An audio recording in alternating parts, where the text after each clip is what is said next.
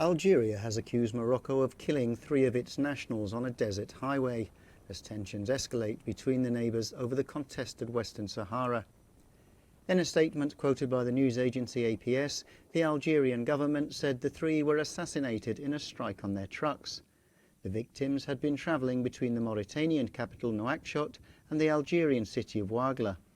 The statement went on to say several factors indicate that what it called the Moroccan occupation forces of the Western Sahara carried out what it referred to as a cowardly assassination with a sophisticated weapon. It added that the killings would not go unpunished. Morocco didn't immediately comment on the accusations.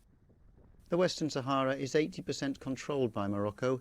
It sees the former Spanish colony, which is rich in phosphates and lies alongside rich fishing waters of the Atlantic, as an integral part of its own territory.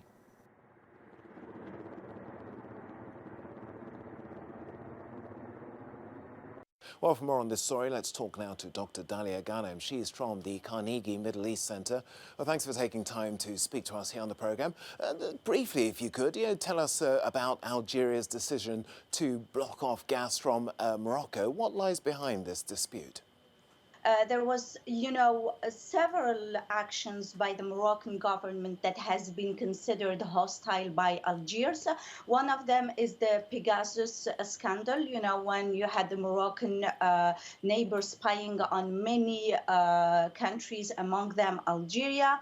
You have last July, Morocco ambassador to the UN distributed a note expressing support for the MAC. The MAC is the Movement for Autonomy of Kabylia, which is a region in Algeria, and the MAC is considered a terrorist organization by the Algerian authorities. And the last thing, which is in my eyes the most important thing, is that Morocco lobbying for Israel to get back its seat, its observer seat in the African Union. And most important factor is the Abraham Accord. There's quite a lot of things to unpack there. Let's concentrate, if we can, on Algeria's decision to block off gas supplies to Morocco. What sort of impact is that going to have?